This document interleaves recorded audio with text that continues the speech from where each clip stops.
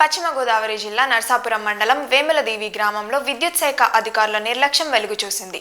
11 KV లైన్లు వేస్తున్న సమయంలో స్తంభాలు లేకపోవడంతో ప్రమాదకరమైన విద్యుత్ వైర్లను వెదురుగెడలకు కట్టి తాత్కాలికంగా ఏర్పాటు చేశారు. గాలివానలు లేదా చిన్న ప్రమాదం జరిగినా ప్రాణ నష్టం సంభవించే ప్రమాదం ఉందని గ్రామస్తులు ఆందోళన వ్యక్తం చేస్తున్నారు. ముఖ్యంగా వెంకటేశ్వర స్వామి ఆలయానికి వెళ్లే మార్గం కావడంతో భక్తుల రాకపోకలు ఎక్కువగా ఉంటున్నాయి. ఇప్పటికైనా అధికారులు స్పందించి సిమెంట్ స్తంభాలు ఏర్పాటు చేసి ప్రమాదాన్ని నివారించాలని ప్రజలు కోరుతున్నారు.